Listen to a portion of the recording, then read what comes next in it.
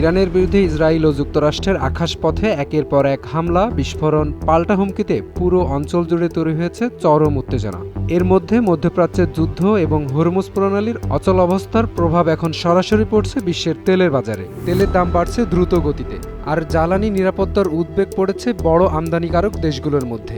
যেখানে পুরো বিশ্ব এক অনিশ্চিত ভবিষ্যৎ দ্বারপ্রান্তে, সেখানে এই সংঘাত একটি দেশের জন্য কিভাবে আশীর্বাদী রূপ নিল। মধ্যপ্রাচ্যে চলমান সংঘাতের কারণে বিশ্বের অন্যতম গুরুত্বপূর্ণ জাহাজ চলাচলের পথ হরমুজ প্রণালী কার্যত অচল হয়ে পড়েছে। এই প্রণালী দিয়ে বিশ্বে সরবরাহ হওয়া মোট তেল ও গ্যাসের প্রায় 1/5 পরিবহন করা হয়। কিন্তু ইরানের হুমকি ও সামরিক উত্তেজনার কারণে এই রুট এখন ঝুঁকিপূর্ণ হয়ে উঠেছে। ফলে বিশ্ববাজারে তেলের সরবরাহ কমে যাওয়ার আশঙ্কা তৈরি হয়েছে। পরিস্থিতি দীর্ঘায়িত হলে তেলের দাম ব্যারেল প্রতি $100 ছাড়িয়ে যেতে পারে। এতে সবচেয়ে বেশি চাপ পড়বে ভারত ও চীনের মতো বড় আমদানিকারক দেশগুলোর উপর।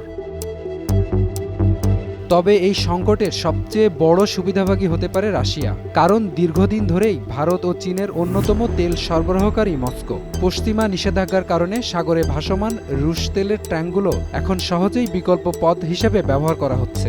এই পরিস্থিতির মূল প্রভাব হলো রাশিয়া আরও বেশি আয় করবে, আর ভারত ও চীনের মতো আমদানিকারক দেশগুলোর তেলের জন্য গুনতে হবে বাড়তি দাম। ইতিমধ্যে রুশ তেলবাহী কয়েকটি ট্যাঙ্কার ভারতের উদ্দেশ্যে রওনা দিয়েছে।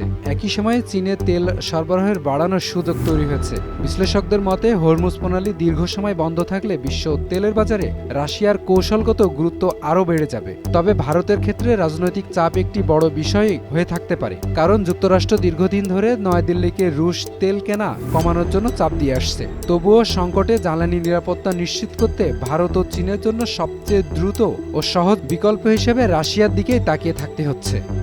এপি পলাশ, টাইমস টুডে।